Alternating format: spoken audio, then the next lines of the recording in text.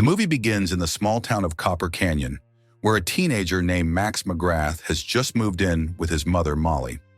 Max shows a special interest in N-Tech, a factory on the other side of the river. Since this is already his 9th move, the boy is a bit discouraged, especially when among the boxes he finds a photo of his father, Jim, whom he barely knows because he died in a tragic incident at N-Tech when Max was just a baby. While continuing to unpack, Max notices a strange wave of energy coming from his hand, distorting the image on the TV. The next day, he can't help but approach the abandoned N-Tech factory. At that moment, he receives a message from his mother, but when he tries to answer it, his energy waves turn the phone off.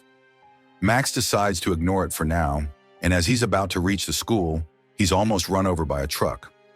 The driver rushes over to check on him, and to Max's surprise, it's a pretty girl named Sophia who promises to recover his bike later. When Max introduces himself to his new classmates, they're surprised by his last name, McGrath, since everyone knows about his father's incident. Shortly afterward, in the hallway, Max notices a newspaper clipping about the science lab commemorating Jim's life. The boy clenches his fists with excitement, realizing everyone got a chance to spend time with his father, except him. Unbeknownst to him, his internal energy is awakening a creature in a secret N-Tech lab. Later, Sophia repairs Max's bike. He intends to make a move on her, but his nerves trigger a nearby radio, ruining the moment. Back at home, he finds Miles, currently the head of N-Tech and a good friend of his father, waiting for him. During dinner, Miles reveals that he convinced Molly to return to Copper Canyon and that he was present the night Jim died. Unfortunately, he wasn't able to save him. Meanwhile, in the N-Tech lab, a droid named Steel awakens in its underwater cell, causing an explosion that solidifies in midair like crystal. This catches the attention of a scientist, given that Steel had been inactive for 16 years. However, other scientists immediately call security, as they have orders to contain him at all costs. Steel, however, flies quickly among his pursuers and is not afraid to confront them. Just then, the electricity goes out in the whole town.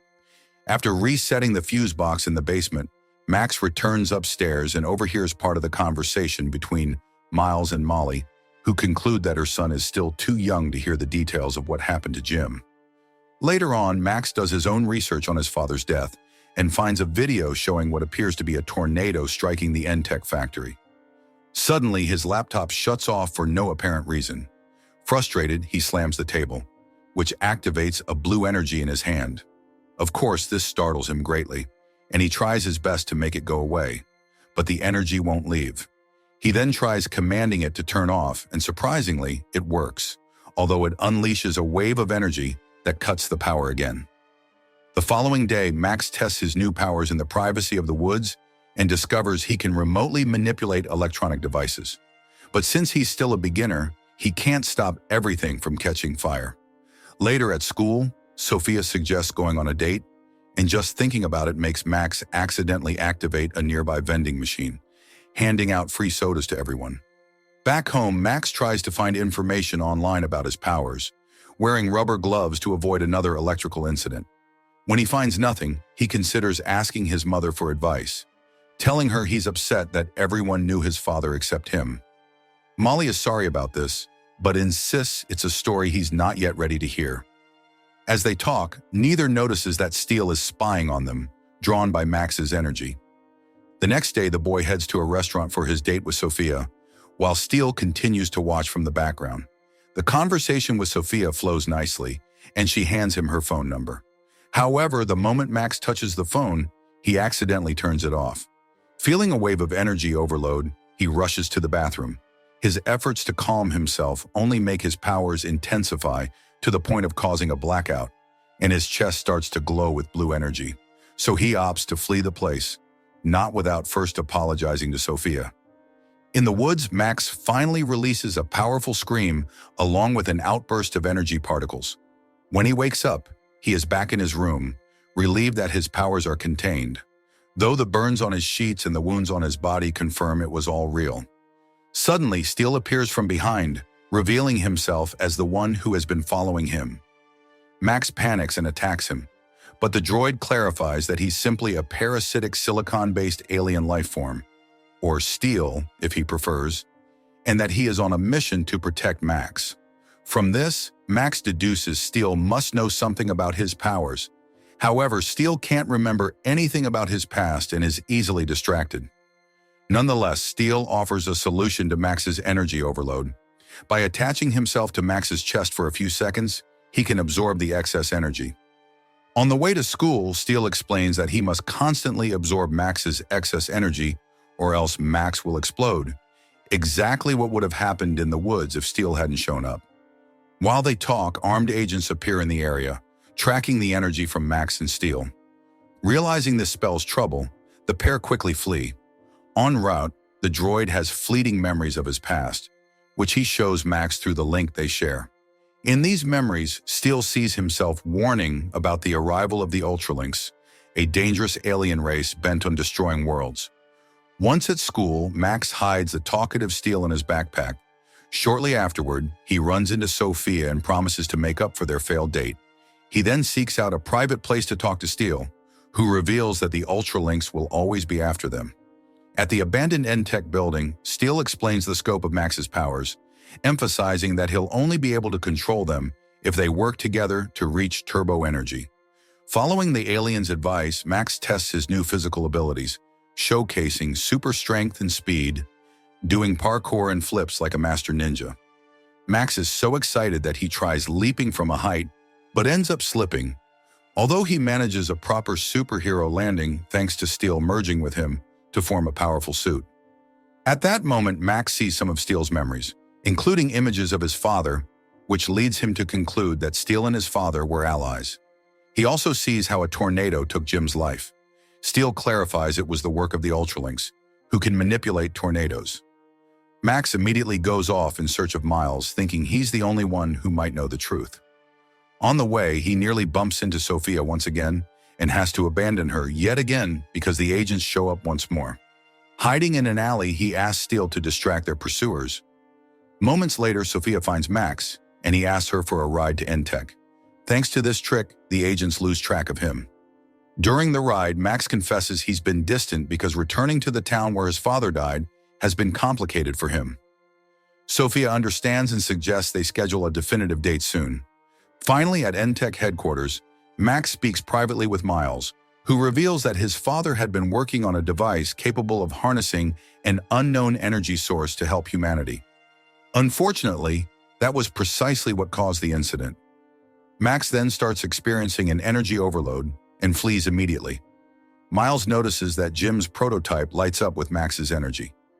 Leaving Sophia behind once again, Max races home, worried that the Ultralinks are going to attack him as a storm is forming. He tries hiding under some train cars, but he's discovered when he helps a woman jumpstart her car. He then seeks refuge in a garage.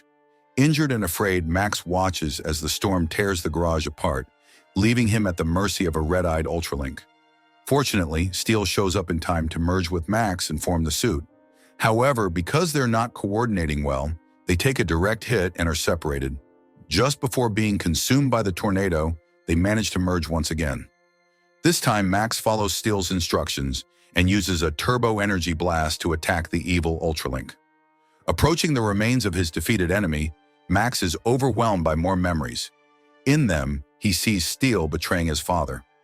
Shocked, Max discovers Steele is an Ultralink. Steele defends himself by saying that Max's father convinced him to fight against his own race, but Max, too angry to listen, returns home alone. He finds his house surrounded by armed agents. Desperate, the boy shows up at Sophia's house, promising he'll explain everything eventually. But first, he needs her truck, her phone, and some rubber gloves. He then calls Miles, who, aware of what is happening, assures him the agents will take Steele to his father's old lab in the destroyed factory. Meanwhile, Sophia calls Max's house, and Molly answers, safe and sound. When she hears that her son has gone off with Miles, Molly hangs up and heads straight to the agents, who actually work under her orders since she's the main shareholder of N-Tech. Furious, she scolds them for having previously obeyed Miles, making it clear that their only job is to find her son. At the ruined lab, Max finds Steele deactivated and locked in a containment unit. When he tries to help him, he's assaulted by another memory. This time, he sees his father as an alien who could generate turbo energy naturally, trying to defend the lab from an Ultralink attack. Jim uses a specially designed chamber to channel his energy, but Miles, who allied with the Ultralinks out of greed, exploits this to drain Jim's power, ultimately killing him. Unable to let them use him as a battery, Jim chooses to overload himself. As a last wish, he tells Steel to shut down to survive the explosion and then go find and protect Max. Having relived this memory, Max tries attacking Miles, but Miles easily subdues him with an Ultralink suit. Miles refuses to kill him immediately because he first wants to absorb Max's internal energy. So he forces Max into the containment unit with Steel, who is gradually waking up. Max apologizes for judging him unfairly.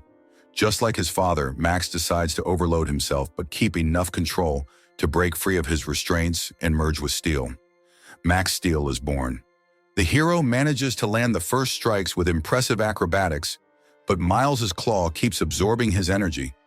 Steel then activates stealth mode, letting Max surprise Miles. However, Miles quickly locates him again.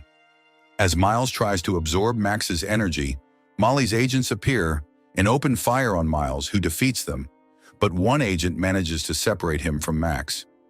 Max comes up with a new plan. Despite being roughed up, the villain recovers and corners Max against a wall. At that moment, Max sees his chance to channel his energy into Miles, overloading him to the point of explosion. After the fight, Molly rushes over to her exhausted son, confessing that the Ultralinks have been chasing them for years, which explains why they have moved around so often. She hands him a pendant that belonged to his father.